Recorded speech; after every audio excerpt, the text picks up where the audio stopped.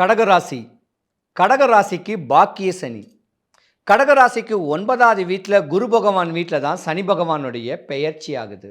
கணவன் மனைவி வசியம், தொழில் வசியம், தகாத உறவை பிரித்தல், தனவசிய குடுவைமை மற்றும் அனைத்து விதமான மாந்திரிக பிரச்சனைகளுக்கு உடனடி தீர்வு பெற விஷ்ணுமாய ஆன்மீக நிலையத்தை அணுகவும். தொடர்புக்கு ஸ்கிரீனில் உள்ள நம்பரை அழைக்கவும். இந்த குரு சந்திர யோகம்னு சொல்லக்கூடிய யோகத்துக்கு எப்படி ஒரு பலன் இருக்கோ அந்த யோகம் உங்களுக்கு. ஏன்னா 2024 வரைக்கும் அஷ்டமத்தில் சனி பகவான் வந்து பல இடையூறுகள், பல துன்பங்கள், நஷ்டம், கஷ்டம், கடன் வாங்கி கடன் அடைச்சி வாழ்க்கையை கடனுக்காகவே ஓட்டிக்கிட்டு இருக்கக்கூடிய இந்த கஷ்டங்களை பட்ட கடகராசிக்கு நல்ல நேரம் வருது. வாங்கின கடனை திருப்பி அடைக்கிறதுக்கு சக்தி வருது. கணவன் மனைவிக்குள்ள கருத்து வேறுபாடு இருந்தவங்க ஒன்று சேரக்கூடிய ஒரு வாய்ப்பு இருக்குது. கடகராசியை பொறுத்த வரைக்கும் பாதி பேர் தன்னுடைய தகப்பனை இழந்திருப்பீங்க. இல்லை தகப்பனுக்கு கண்டங்கள் வந்திருக்கும், தகப்பனுக்கு நோயின் நொம்பலங்கள் வந்திருக்கும். பல பிரிவுகள் நடந்திருக்கக்கூடிய உங்களுக்கு இந்த வருஷம் யோகம்தான். சூப்பர் நேரம் வருது. நீங்கள் தொட்டதெல்லாம் விளங்க போகுது. மண்ணு வாங்கலாம், பொண்ணு வாங்கலாம், மாளிகை கட்டலாம், வண்டி வாங்கலாம். இப்படியாம்பட்ட யோகங்கள் சனி பகவான் உங்கள் பார்வையில் சூப்பராக இருக்கிறாரு. ஏன்னா உங்களுக்கு மறுஜென்மம் கிடையாது. அவளை கஷ்டப்பட்ட கர்ம பலனை அனுபவிக்க பிறந்தவங்க தான் கடகராசி. நிறைய ஆலயத்தில் அர்ச்சகராக இருப்பீங்க. ஆலயம் சம்பந்தப்பட்ட வேலைகள் பார்த்துக்கிட்டு இருப்பீங்க. நிறையா ஜோதிடம் சொல்லலாம், குறி சொல்லலாம், அருள்வாக்கு சொல்லலாம். இப்படி ஆன்மீக சம்பந்தப்பட்ட ஒரு அமைப்பு இருக்கலாம். ஜாதகத்தில் உல்டாவாகி திருவண்ணாமலையில் போயிட்டு கிரிவல பாதையில் இளம் சந்நியாசிகளாக கூட நீங்கள் ஆய்ந்திருக்கலாம். அப்படி ஒரு கஷ்டமும் நீங்கள் பட்டவங்க தான். இல்லறத்தே பற்றற்று இருக்கக்கூடிய ஒரு தன்மைகளும் உங்களுக்கு வந்திருக்கக்கூடிய தருணமும் உண்டு. பல பெண்கள் ஒரு ஆண்கள் கிட்ட ஏமாறக்கூடிய நேரங்களும் 2024 உண்டு. கணவன் மனைவிக்குள்ள கருத்து வேறுபாட்டில் பிரிஞ்சிருக்கக்கூடிய பெண்களும் உண்டு. ஆனால் இந்த 2005 சேர்ந்து வாழ போகிறீங்க. அற்புதமாக வாழ போகிறீங்க. அகமகிழ்ந்து வாழ போகிறீங்க. பொதுவாகவே கடகராசியை பொறுத்த வரைக்கும் ஒரு ஆத்மாவோடைய உயிர் தான் உங்களை காப்பாற்றிக்கிட்டு இருக்கும். ஒரு இறந்த ஆத்மாவுடைய உயிர் உங்கள் மேலே இருக்கும் சிறு வயசுலேயே. அதனால் அந்த இறந்த ஆத்மாவுக்கு தெளிவு பண்ணுங்க, தலவணங்குங்க. இப்படி முறையான வழிபாடுகளை பக்குவங்களாக பண்ணிக்கிட்டு வந்தால் லாபத்தில் தான் சனி பகவான், பாக்கியத்தில் தான் சனி பகவான். பாக்கியம்லாம் ஒன்றும் கிடையாது. படிக்கிற பிள்ளைங்க படித்து உச்ச நிலைக்கு போயிடுவீங்க. படித்ததுக்கு உண்டான வேலை அமையும். சுபகாரியங்கள் தடைப்பட்டு கஷ்டப்பட்டிருக்கவங்களுக்கு சுபகாரியம் நடக்கும். இப்படி மாற்றங்கள் தரக்கூடிய தன்மை தான் பாக்கியத்தில் சனி பகவான். மண்ணும் பொன்னாகும். ஆனால் ஆன்மீக ஈடுபாட்டில் ஸ்பிரிச்சுவல் சம்மந்தப்பட்ட விஷயத்தில் தன்னை நுழைச்சிக்குங்க. உங்களுக்கு ஒரு முன்னோர் சொத்து வர்றதுக்கான வாய்ப்பு இருக்குது. அது தாய் வழியாகவும் இருக்கலாம், மாமியார் வழியாகவும் இருக்கலாம். இப்படி சொத்து பத்தில் இழுபறியில் இருந்த கேஸு வம்பு தும்பு வழக்கும் உங்களுக்கு நேரம் வரப்போகுது. கடகராசியை பொறுத்த வரைக்கும் ஆண்களாக இருந்தால் உங்கள் மனைவி கொடுத்து வச்சவங்க. கடகராசியை பெண்களாக இருந்தால் உங்கள் கணவர் கொடுத்து வச்சவங்க. உங்களுக்கு அவனே வாழ்ந்திருப்பாங்க. பல இடையூறுகளை சந்தித்த கடகராசி அன்பர்களுக்கு இந்த 2025 பொன்னான வருஷம்னு சொல்லலாம். மற்ற 2 பெயர்ச்சி இருக்குது. ராசிக்கு 12ஆம் வீட்டில் குரு பகவானுடைய பெயர்ச்சி இருக்குது. ராசிக்கு 8வது வீட்டில் வந்து ராகு கேதுவுடைய பெயர்ச்சி இருக்குது. இருந்திருந்தாலும் சனி பகவானுடைய பெயர்ச்சி பாக்கிய சனி. உங்கள் கோபம்லாம் குறைஞ்சிருச்சு. தானமும் தவமும் பண்ண போகிறீங்க. பல தீர்த்த யாத்திரைகள் கோயிலு குளத்துக்குன்னு போகும். போதுண்டா சாமி நான் கஷ்டப்பட்டதெல்லாம் அப்படின்னு ஆன்மீக ஈடுபாட்டில் வரக்கூடிய தருணங்கள் நிறையாவே உண்டு. நல்ல வருஷம் 2025. நல்ல ஒரு அற்புதமான வருஷத்தை நம்ம தான் பக்குவப்படுத்திக்கணும். நிறையா தானம் கொடுங்க, தவம் பண்ணுங்க, இல்லாதவர்களுக்கு கொடுங்க. இப்படி இருந்தீங்கன்னா யோகத்துக்கு அடிப்படையில் சூப்பராக வரக்கூடிய தருணம் உண்டு. கடகராசி அன்பர்கள் அனைவருக்கும் சுபிக்ஷம், ஐஸ்வர்யம், கடாட்சியம் கிடைச்சு வடபழனி முருகனுடைய அனுகிரகம் பரிபூர்ணமாக கிடைக்க எம்பெருமான வேண்டிக்கிறேன். சிவாய நம. வணக்கம். ஈனா என்ற இன்பத்தை பார்த்தோம். ஈசன் என்று சொல்லக்கூடிய ஈயன்னா என்பது தான் அந்த ராசி பலன்களே சிறப்பானது. ஈசனுடைய நிலையை கொண்டது தான் இந்த கடகராசி நேயர்கள். அன்பு கடகராசி நேயர்களே, உங்களுடைய அன்பையும் ஆனந்தத்தையும் ஆர்வத்தையும் ஆக்கத்தையும் இன்பத்தையும் இனிமையும் கொண்டு உங்களுடைய ஆன்மாவை சுத்திகரித்து அற்புதமான சந்திர பகவானுடைய எண்ணமாக மாறி நீங்கள் 27 நட்சத்திரங்களையும் ஒரே மாதத்தில் சுழன்று வந்து அதன் மூலமாக ஒரு சக்தியை பெறக்கூடிய கடகராசி நேயர்கள். அப்படிப்பட்ட இந்த கடகராசி நேயர்கள் ஆழ்ந்த தூக்கத்தில் இருக்கிறார்கள் என்று அவர் தூங்குகிறார்னு ஒன்று சொல்லிட முடியாது. ஏனென்றால் ஆழ்ந்த தூக்கமாக இருந்தாலும் கூட உங்களுடைய ஒவ்வொரு கவனம் இந்த பிரபஞ்சத்தை சுழண்டு கொண்டே இருக்கும். நீங்கள் இந்த பூமியில் ஆளத்தக்கவர்கள், ஆள்வதற்காக பிறந்த நீங்கள். உங்களுக்கு பொறுத்தவரையும் இந்த காலம் சில நேரத்தில் சில பிரச்சனைகளை உண்டு பண்ணிக்கிட்டே தான் இருக்கும். ஆகையினால் உங்களுடைய திட்டங்கள் எதுவாக இருந்தாலும் தடைபட்டு பிரச்சனையாகி வம்பாகி சின்ன பிரச்சனையும் பெரிய பிரச்சனையாக மாறி செயல்பட்டு கொண்டிருந்த இந்த காலத்தில் இனி வரும் காலம் எப்படி இருக்கும் என்ற கேள்விக்கு என்ன பதில் என்றால், நீங்கள் உங்களுடைய குடும்பத்தை தவறாக நினைக்காதீர்கள். இதுவரை நடந்தது போனது போகட்டும், நாம் பற்று பாசத்தோடு இருக்க வேண்டும் என்ற எண்ணத்தோடு இருக்குங்கள். ஏனென்றால் இயற்கையே உங்களுக்கு சோதனையை வைத்து கொண்டே இருக்கும். ஆகையினால் உங்களுடைய கடமையும் உங்களுடைய எண்ணமும் நீங்கள் வாங்கி வந்த வரத்தையும் நீங்கள் சரியாக செயல்பட வேண்டுமானால் இப்பொழுது ஒரு தாமரை இலை தண்ணீர் போல் நீங்கள் இருப்பது சிறந்தது. இல்லையானால் வம்பு வழக்கு கோர்ட்டு கேஸு இது மாதிரி பிரச்சனைகளில் சிக்குவீங்க. அதே நேரத்தில் கைகால் மூட்டு அடிபடும். நீங்கள் அளவுக்கு மீறி இந்த நேரத்தில் செய்யாதிருங்க. ஏனென்றால் இயற்கையிலேயே உங்களுக்கு ஞானம் அறிவு சிந்தனை நிறைய இருக்குது. இப்போது அதை ரைஸ் பண்ணுற சூழ்நிலையில் தான் இந்த சனி பகவானும் இந்த ராகு பகவானும் சந்திக்க போகிறார்கள். அப்படி சந்திக்கும்போது உங்களுக்கு சூதும் வாதும் வேதனை செய்யும் என்பது தெரிந்தாலும் கூட நிறைய பேர்கள் உங்களுக்கு சூதுவாது செய்வாங்க. நிறைய பேர் உங்களை அழிப்பதற்கான முயற்சிகள் செய்வாங்க. அப்படிப்பட்ட கூட்டு சூழ்நிலை நடக்கும் என்பதை உங்களால் யூகப்படுத்த முடியும், உணர முடியும். அப்படி முடிந்தாலும் கூட ஒன்று உடல் நோய் அமைதியாயிட்டீங்கன்னா அது இயற்கை உங்களை பக்குவப்படுத்தி வச்சுருக்குன்னு அர்த்தம். அடுத்தவர்களுடைய பேச்சை இப்பொழுது நீங்கள் கேட்டீங்க, நீங்கள் மீண்டும் அந்த இடத்துக்கு வர்றது ரொம்ப கஷ்டம். ஏனென்றால் இந்த பிரபஞ்சம் ஃபுல்லாக வெகு விரைவில் சரியான மாற்றத்தை உண்டு பண்ண போகுது. அப்படிப்பட்ட நிலைதான் இந்த சனி பகவான் தான் சொந்த வீட்டில் 30 ஆண்டுக்கு ஒரு முறை சுழண்டு கொண்டே வந்து போவார். முதல் 30 ஆண்டு சுழன்றது மகர ராசிக்காரர்களுக்கு. அடுத்த 30 ஆண்டுகள் சுழண்டு கொண்டிருக்கிறது கும்பராசி நேயர்களுக்கு. இவர்கள் 2 பேரும் உங்களுக்கு பார்ட்னராகவும் உங்களுடைய வாழ்க்கைக்கு துணையாகவும் உங்களுடைய எல்லா விஷயத்திலையும் கலந்து கொள்ளக்கூடியவர்களோடு ராகு பகவான் சேர இருப்பதால் தான் உங்களுக்கு இந்த எச்சரிக்கையை நான் சொல்கிறேன். ஜோதிடர் என்ற முறையிலும் உங்களுடைய ஆன்ம பயணத்தில் நீங்கள் எல்லாமே இருக்குன்னாலும் இல்லைன்னாலும் அது ஏன் இருக்குது ஏன் இல்லைன்னு ஆராய்ச்சி பண்ணக்கூடிய ஆற்றல் மிக்க கடகராசி நேயர்களே, உங்கள் தூக்கத்தை நீங்களே கெடுப்பதல்ல, இயற்கையே கெடுக்கும். ஏனென்றால் அதிக சிந்தனையே உங்களுக்கு 24 மணி நேரமும் செயல்பாடுகள் இருந்து கொண்டே இருக்கும். எப்படி எழுந்திருக்கிறீங்க, எப்படி பயணிக்கிறீங்க உங்களுக்கே தெரியாது. நாளைய வேலையை என்ன செய்ய வேண்டும் முன்னாடியே சிந்தித்து விடிய காலையில் இரவு எத்தனை மணிக்கு படுத்திருந்தாலும் சரி விடியற் காலையில் எப்பொழுதும் எழுந்திருப்பவாறு எழுந்திருப்பீங்க. அப்படி எழுந்திரிச்சு உங்களோட செயல்பாடுகள் செய்து கொண்டிருக்கும் உங்களுக்கு பிறரால் முடக்கி உங்களை உட்கார வைப்பதற்கான சூழ்நிலை வருகிறது. ஏனென்றால் அசுரர்கள் எப்பொழுது எழுந்திருக்கிறார்களோ அப்போது தேவர்கள் அவஸ்தைப்படுவாங்கன்னு அர்த்தம்.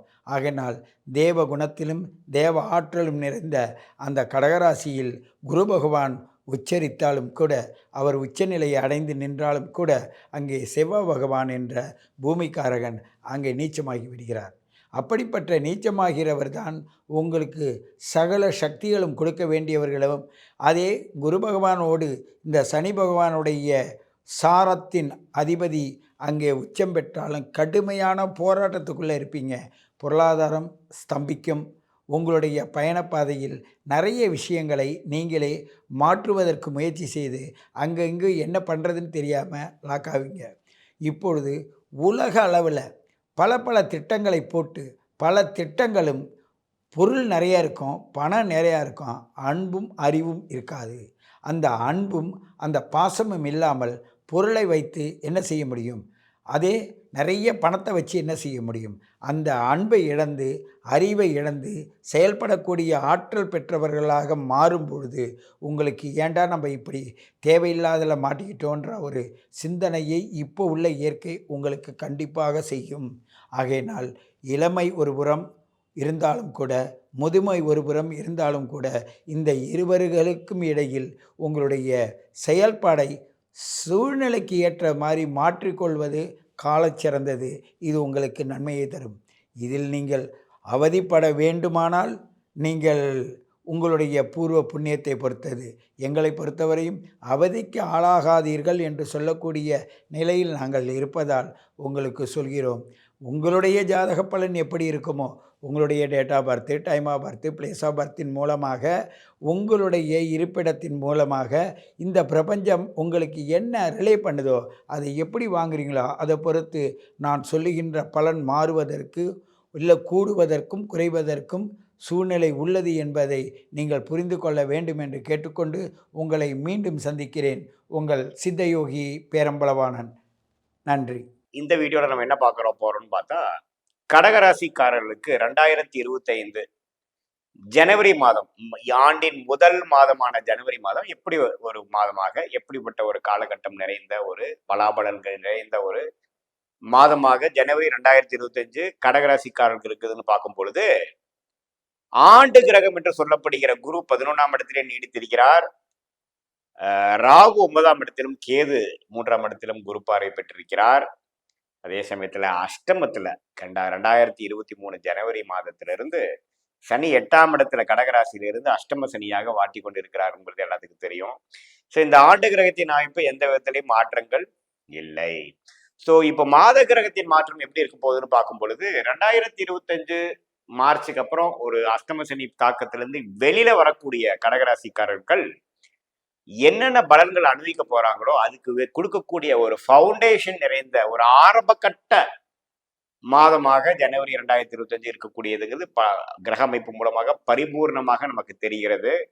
ஏன்னா 8ஆம் இடத்துல சனி கோர அஷ்டம சனியை கொடுத்தாலும் சுக்கிரன் போய் அங்க திருட்பலத்தை கொடுத்து சுபத்துவத்தை கொடுத்து அஷ்டம சனி தாக்கத்தை குறைக்க ஆரம்பிட்டுட்டாருங்கிறதா உண்மை.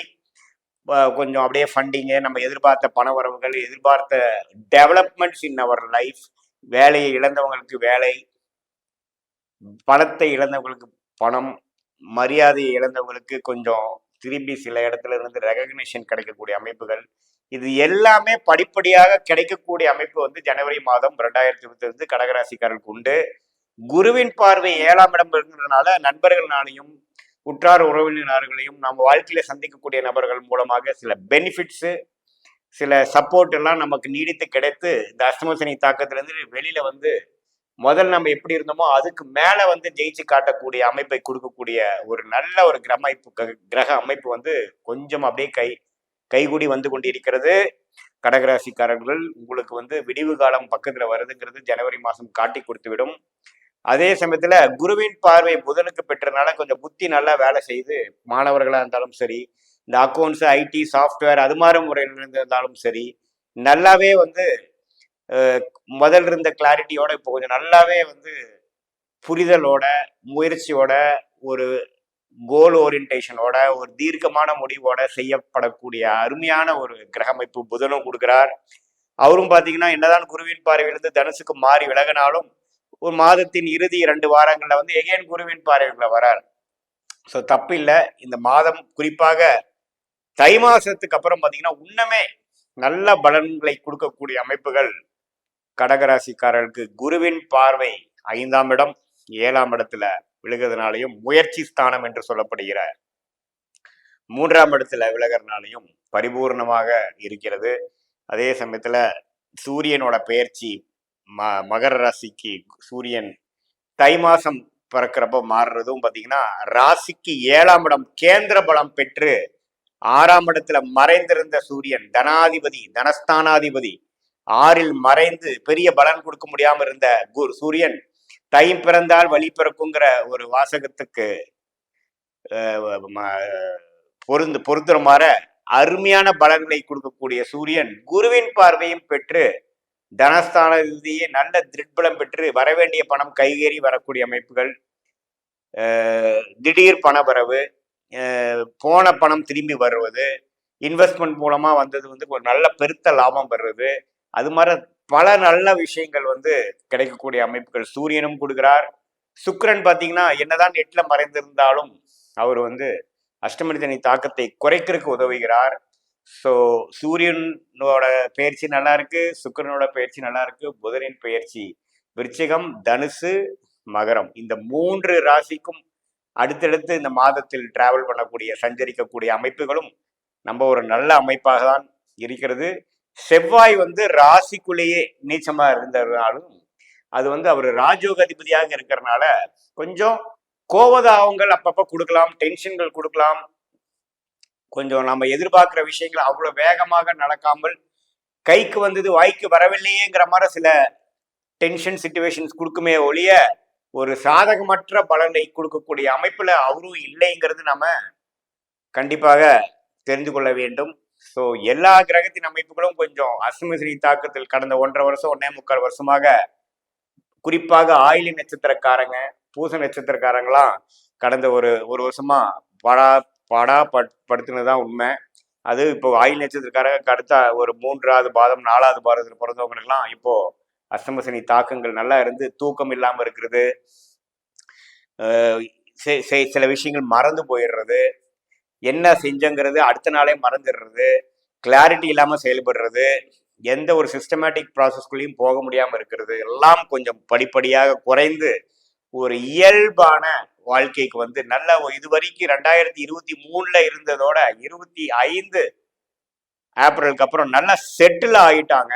நல்ல ஒரு ப்ராப்பர்ட்டி ரிலேட்டடாகவும் இருந்தாலும் சரி, பண விஷயத்துல இருந்தாலும் சரி, மென்டல் ஸ்டெபிலிட்டியா இருந்தாலும் சரி, மெச்சூரிட்டி இதாக இருந்தாலும் சரி, நல்லாவே ஓரளவுக்கு மேலே வந்துட்டாங்க. அது மாணவர்களாக இருந்தாலும் சரி நல்லா டெவலப் ஆகி நல்ல ஒரு உத்வேகம் பெற்று நல்ல ஒரு மெச்சூரிட்டி பெற்று விட்டாருங்கிற அர்த்தமாகவும், ஒரு முதியோர்களாக இருந்தாலும் சரி உடம்பு உபாதைகள்லாம் கொஞ்சம் சரி பண்ணி இப்போதான் ஓரளவுக்கு உடம்பு சரியாக நல்லா இருக்கிறாங்க அப்படிங்கிற மாதிரியும் வரக்கூடிய அமைப்புகளாக இந்த அஷ்டமசனி தாக்கங்கள் எல்லா வயதினருக்கும் கொடுத்த பிரச்சனையும் நீங்கி ஏப்ரல் மாதத்துக்கு அப்புறம் முழுசா வெளிவரக்கூடிய ஆரம்பகட்ட மாதமாக இந்த ஜனவரி 2025 கடகராசிக்காரர்கள் இருக்க போகுதுங்கிறது நீங்க தெரிஞ்சுக்கணும்.